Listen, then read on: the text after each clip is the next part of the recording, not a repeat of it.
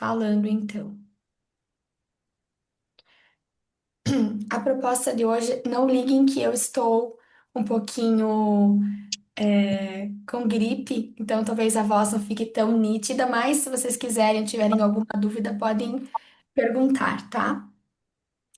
Então hoje a gente vai falar sobre o protocolo da abundância divina pelo Centro Humano Financeiro.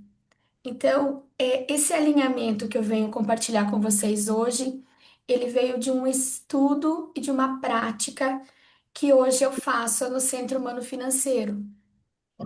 E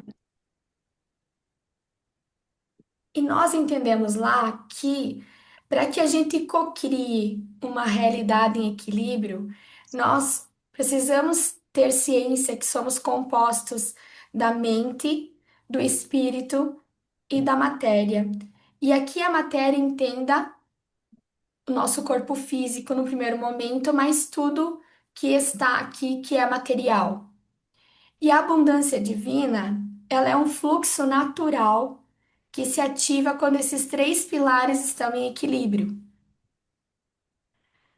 No protocolo da abundância divina, nós entendemos o mental composto pelo mental racional e o mental subconsciente.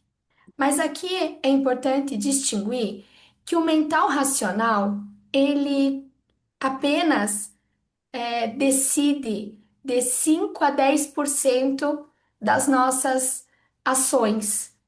E o nosso subconsciente, ele define 90 a 95% de quem nós somos.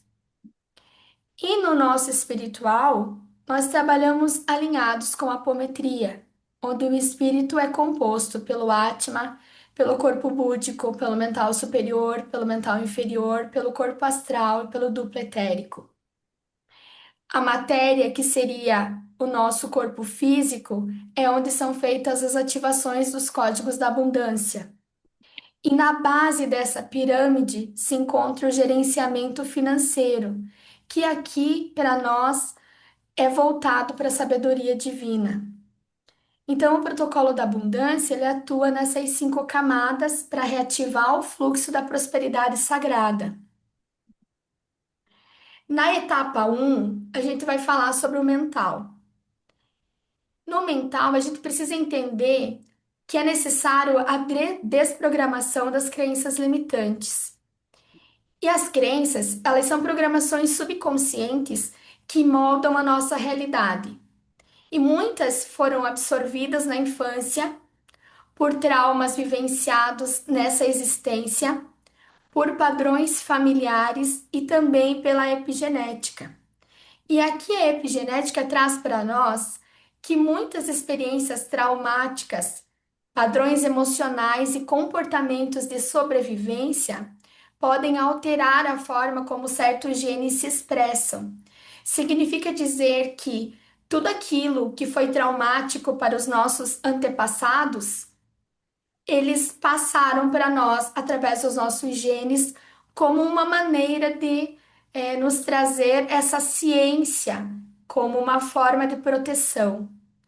E para permitir que a abundância ocorra, nós precisamos acessar, reconhecer e ressignificar essas crenças limitantes. E aqui é importante mencionar que as crenças limitantes, sob o ponto de vista da ancestralidade e interligadas ao nosso espírito, as crenças limitantes, elas definem quem nós somos.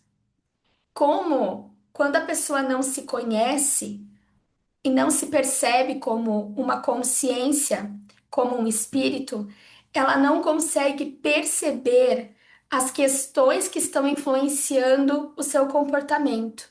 E esses comportamentos, eles são, na maioria das vezes, automáticos. Ou seja, você não percebe. Deixa eu dar um exemplo. Se eu quero ganhar mais dinheiro, na minha mente racional, eu percebo que eu tenho como ganhar mais dinheiro. E eu faço uma programação para mim que até o final do mês eu quero ganhar mais do que de costume. Se houver uma crença limitante de que eu não mereço, não vai chegar até o final do mês e eu vou pensar assim: eu ganhava 3, eu consegui 7, mas eu não guardei nada, eu não sei o que aconteceu com esse dinheiro.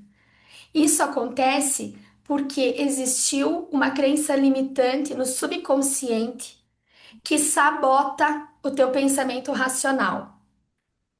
E isso não é uma punição, é uma oportunidade de você perceber o ciclo repetitivo que são causados pelas dores que nós trazemos da nossa ancestralidade, das experiências de vidas passadas, das experiências que vivenciamos aqui, do que aprendemos.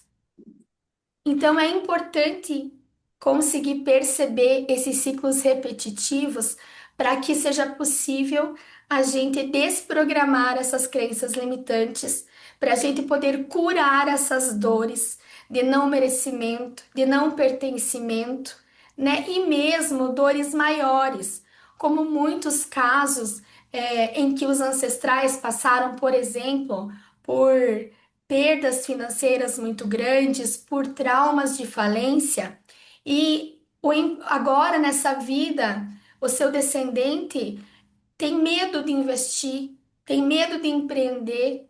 E muitas vezes ele chega para mim, para nós, e olha, eu tenho tudo, mas eu não consigo empreender do jeito certo. Porque parece que eu tenho um medo.